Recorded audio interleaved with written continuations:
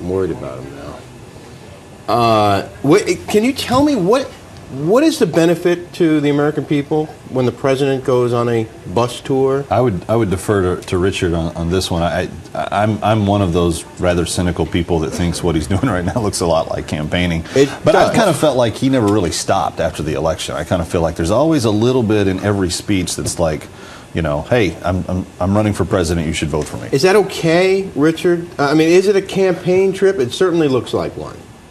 I think the president is communicating his rural jobs message, which he's released to the public, and I think it's a very, very good plan. It's a three-pronged approach, and what that plan would do, the first part of that plan would collapse the Department of Labor, would work with the Department of Labor and the USDA to create job training programs in rural America. The second portion would give grants and loans to hospitals so they can upgrade their technology, and it would also have the third part would be recruiting of doctors from across the country to work in rural areas. Okay. And the president's not the only one that's on a tour this weekend. The Congressional Black Caucus, all 30 members, are all around the country finding ways to equip and retrofit workers so they can prepare themselves for the jobs of the future.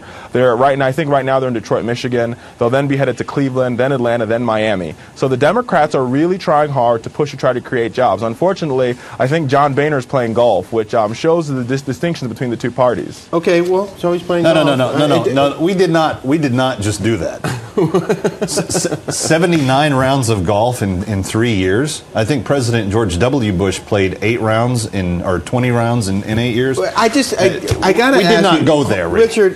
What is the benefit to the American people of the president going on a 3-day bus tour? Why is that necessary? Why can't he deliver his message from Washington? I'm just wondering. I mean, I think that what the president is trying to do here is the president is trying to get out to Washington and have a conversation about creating real solutions with the American people and people in America's heartland. And that's why we saw him in Iowa, we saw him in Minnesota, and we saw him in Illinois. All the cities that he's going to are cities that were hit very hard by the recession, and the president's delivering a plan, and the president's also working on trying to hear from these voters, to hear what they're saying so he can bring these ideas back to Washington to put together his jobs plan to come out in early September. Right, here's the question. Will President Obama's bus tour help his approval ratings? It's actually the poll question on .com Live. You decide, will President Obama's bus tour help the approval ratings? I don't know. Will it? Does this make you at home look more favorably on the president that he's getting out there and talking to the people right now about jobs? Go ahead and weigh in. FoxNews.com Live, you decide. Will President Obama's bus tour help his approval ratings? They're up a couple points, right, Kevin? Already? No.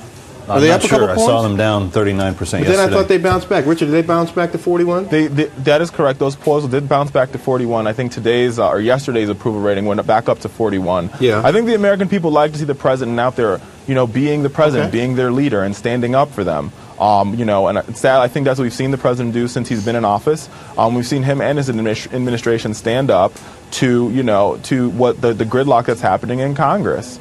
And they've continued to make this fight about the president's trying to grow the economy by growing the government, and that's just not necessarily the case. I think how the president is trying to grow the economy is making sure that teachers are teaching, nurses are working, cancer researchers are providing cancer research, so that we can have real cures in America. Those are the so-called government bureaucrats that we talk about. Wait, hold on a second. We're talking about abstract things there.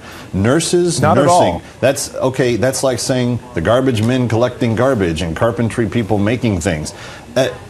What has to happen here is policy direction that stimulates small businesses specifically, because that's the backbone of the American economy, is the entrepreneur and the small business. Not the Bill Gateses and the Warren Buffetts, not those guys. I'm talking about the mom and pop shoe stores on the corner and the delis here in New York. You're talking about employing 3 out of every 4 new workers, and unless we stimulate small business, which the Obama administration has been on the warpath against policy-wise since he's come to power, we will not see a change of direction in the employment numbers.